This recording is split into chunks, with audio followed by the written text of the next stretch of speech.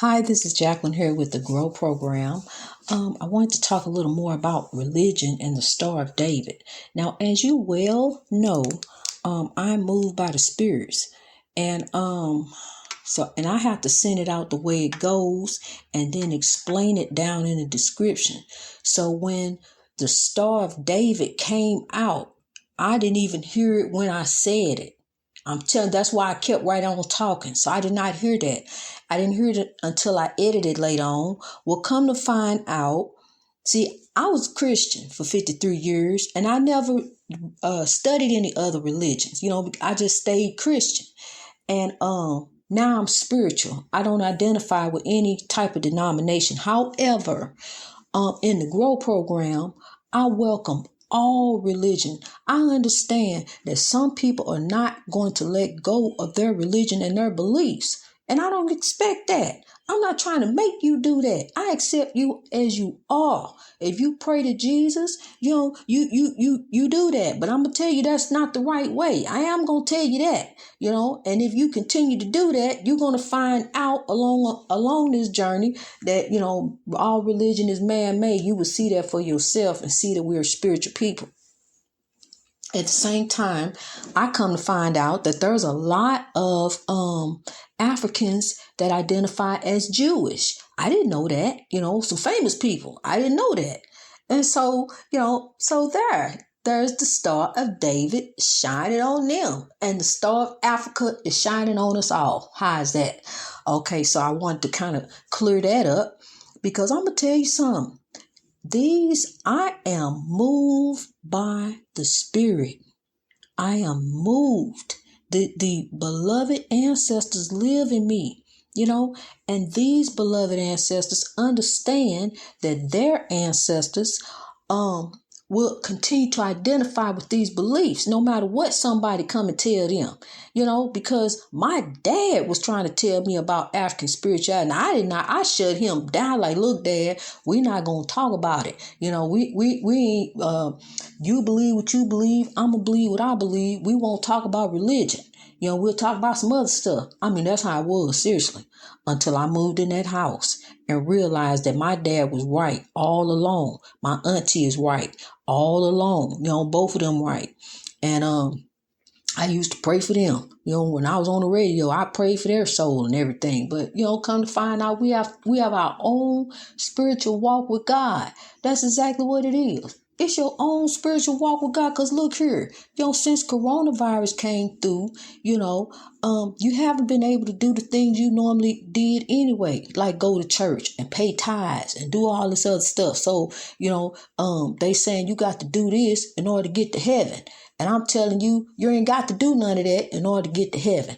You don't have to do that to reach your greatness. You don't have to pay out 10% of your income. If you make $2,000 a month and you got to pay out $200 of that, where does your savings come in at? Where is it at where you begin to be aware, where you begin to put away and have for, your future, for your children? If you steady paying out all this money over here because of religion, that's not the way. Religion also says that the woman is the man is the head of the woman. He's over her. Religion says that also. It's a lot of things that religion says now. Everybody ain't doing what the Bible say. Everybody ain't doing now. But when you are spiritual, you doing what God say because you are bound by your heart.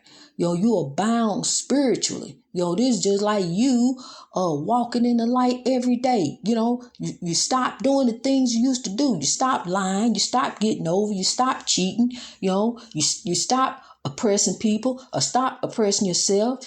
Start thinking of yourself better. Start looking at as your ancestors were with you, because they are. The spirits are not resting. Our ancestors are with us. We carrying on the torch right now. We going through. We watching what's going on just like they watch what's going on. Every generation has watched what's going on. Have you noticed that? Every generation have noticed. and watch what's going on. Even my grandbaby, he wasn't supposed to watch what's going on this early.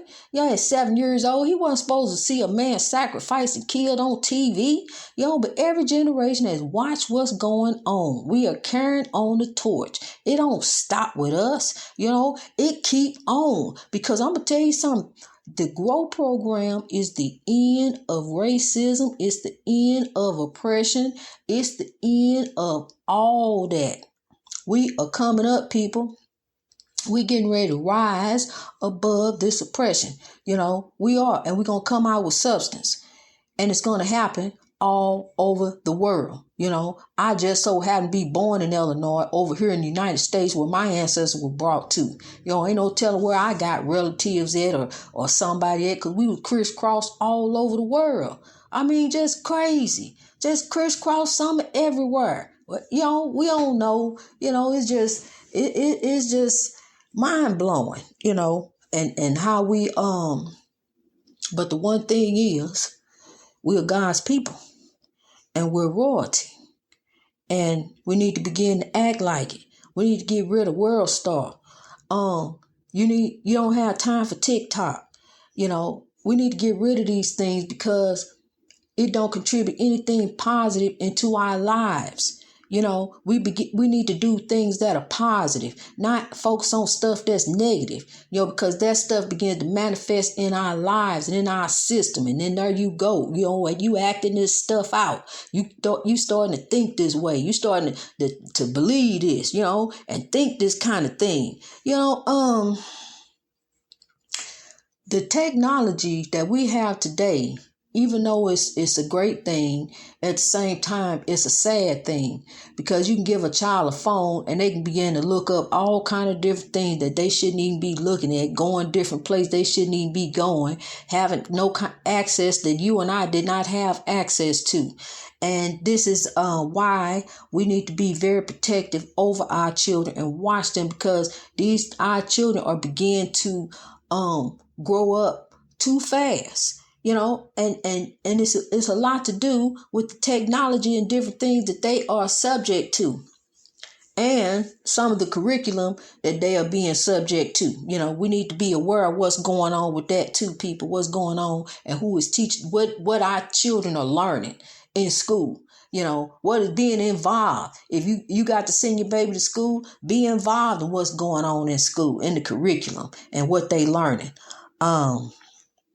Because they teaching them some certain kind of things that we don't want them to be. And all this fighting and chaos that's going on in the community. This has got to end. How our young men are fighting and killing one another. This is oppression. And it has trickled down into the community, because see what had happened is now it had trickled down so far that we began to we acted out on one another. The oppression is cruel and unjust punishment is what it has been. Cruel and unjust punishment over all these years. And then in the community, we begin to oppress one another. Just like you see the man who filmed, ride by filming, the boy laying out in the street, having convulsions over drugs, but he think it's something funny to laugh at and film. That's oppression. The man on the ground, he's oppressed because of the drugs that were pushed into the community. And the man that's filming, he's oppressing him because and everybody else who he decided to show that video to. Because see, that's oppression. How do you watch something like that and then laugh? Where's the love? What happened to the love? What has angered you so and put this in your heart, this hatred in your heart so that you were so hateful to your brother, you could actually see him laying out there about to die, and you grab the phone and instead of dialing 911, you push the record button. I don't want to ask the young man laying on the ground having the convulsions. I want to ask the young man who is actually doing the recording. What happened to you that you can be so hateful that you pile all this hate and evil on top of the love, and allow that evil to overcome you, that you will be in a position where you can reach out a hand or hold out a fist, and you want to hold out a fist to your dying brother laying on the ground, or your sister in need who out there the talented and lost. We want to record instead of trying to help them. We want to record instead of trying to give them a helping hand, to call 911, to grab hold of them, say, my brother, my sister, you better than this. I got something better for you. You know, tell them about the Grow program. This is how we grow, people. This is how we grow. This is how we overcome the oppression. Through our strength and love and power in numbers, we can overcome this oppression that this country has put on us and that we have put on ourselves and each other. We can rise above this oppression. We can do it, people. We can do it. And we will do it. We're going to do it.